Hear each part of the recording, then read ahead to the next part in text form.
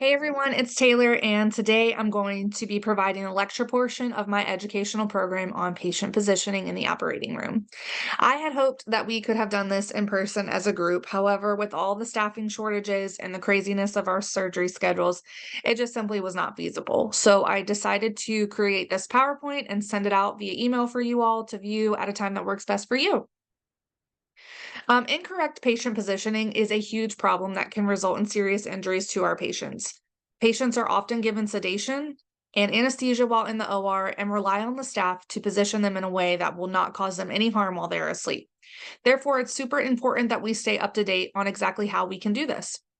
I also wanted to take a second to thank you all for being so cooperative in completing the learning assessment needs that I did a few weeks ago. Many of you identified lithotomy positioning as a position you feel the operating room staff needs more education on. It also ranked low when asked how confident you were with executing it. So, based off the feedback I received from you guys, I decided to focus my lesson plan specifically on lithotomy positioning. My hope is that by the end of this lesson plan, you'll all be able to identify increased risk factors, potential complications to look out for, be able to demonstrate how to safely position the patient in lithotomy according to the standards and patient positioning guidelines, and lastly, be able to give me any kind of feedback or express any concerns you may have about executing lithotomy position. So let's go to the next slide. Maybe. There we go. I kind of just touched on this as far as the purpose. The first thing that I wanted to go over was the purpose and goal of this educational program. As you can see, it's to provide operating room staff with the information necessary to safely position patients in lithotomy. And the goal is that the staff will be able to position them in lithotomy in a way that also allows the surgeon to have accessibility and prevent nerve damage and other patient injuries. Next. Now, the majority of us have been circulating nurses for several years now. However, we often find ourselves circulating in the same specialties that may not typically call for our patients to be in the lithotomy position.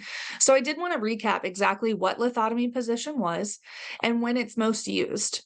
The lithotomy position allows better access to the pelvic and perineal organs. It involves having the patient lie on their back with their legs flexed at a 90 degrees, bending at the hips, and then the knees are then bent at a 70 to 90-degree angle with padded footrest to support the legs.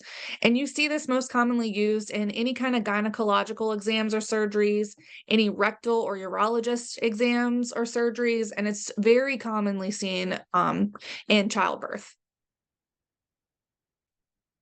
On this slide, I included some of the materials that we may see or would need to have available in order to help us with lithotomy positioning. Here I have a picture of an operating room table with two supportive devices for the patient's legs.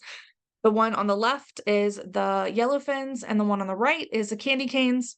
Some of the newer research that's coming out right now is telling us to steer away from the use of the candy cane stirrups, but for recognition purposes, I did decide to include them in this educational plan. And then I also included a picture of some padding. It's important to have padding materials such as pillows, egg crate, foam padding, or gel pads readily available because not everybody is going to fit perfectly in these supportive devices. So sometimes you have to modify them using the padding. And lastly, we always want to have some safety straps handy to secure the patients onto the table. The next slide goes over some of the different factors that put patients at risk for positioning complications. These include, but are not limited to, having lengthy surgical procedures, your geriatric patients. We don't often see pediatric patients at our hospitals, but I do know other ORs do. So I included them in there. And then patients that have diabetes, that are malnourished, that have increased body mass index, those that are anemic, and those that have restrictions or limitations to mobilities, whether it's a joint replacement or they're missing a limb, we need to keep in mind that for positioning purposes. Next. Next, I went over what the potential complications associated with lithotomy position were. Some of those complications include pressure and nerve injuries, back strain, hip dislocations, fractures, muscle injuries, nerve injuries, and venous pooling that shifts towards the head. So I also included here what are some of the things that we either already do or that we could be doing to prevent those complications, and I'll break them down kind of quickly. Under the pressure and nerve injuries, it's important to use pressure reducing OR mattresses, the use of additional padding when needed. And I did want to talk about this one. I know a lot of us tend to use either the gel pads or the egg crate, but I found a recent study during my research for this educational program that concluded postoperative pain related to positioning was significantly decreased when anti-pressure gel pads and viscoelastic sponge supports were used in conjunction together. So don't be afraid to use both types of padding when positioning the patients. We want to make sure that the arm boards are level with the OR table. Anytime that they're extended too high or too low, you run a risk in this area for positioning injuries. You want to use stirrups that disperse and support and pressure over the wider areas. Going back to the arms, you want to make sure, I forgot to say this, that their palms are facing upward.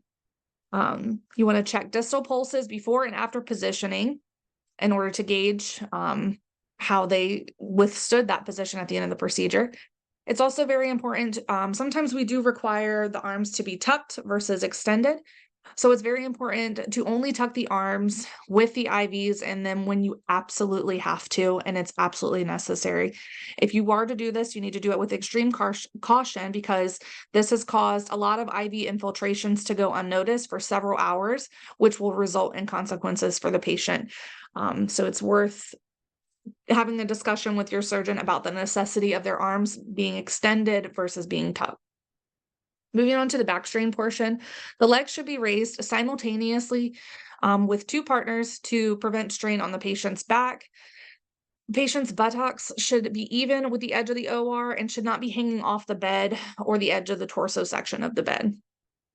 In order to prevent hip dislocations and fractures with muscle and nerve injuries, it's important to securely fasten the stirrups to the operating room table to avoid slippage. I have seen this done before. It takes 2 seconds to make it tighten, but it is often overlooked. So it is important that we do that so that once we get the legs up in the air, we have something stable to place them in. What else did I say? Both the stirrups should be at equal height and attached to the OR bed in the same place. This will help avoid hyperabduction of the hips. And like I said, a lot of the research that's coming out now is talking about avoiding the use of candy cane stirrups, but I did include that picture just so that you could recognize what was available. And the last thing is to prevent venous pooling shifts towards the head.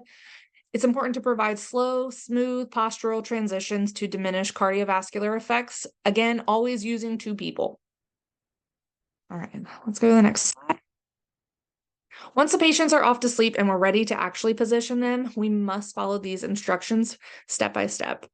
The patient should be maintained in a neutral alignment on the operating room table without extreme lateral rotation or hyperextension.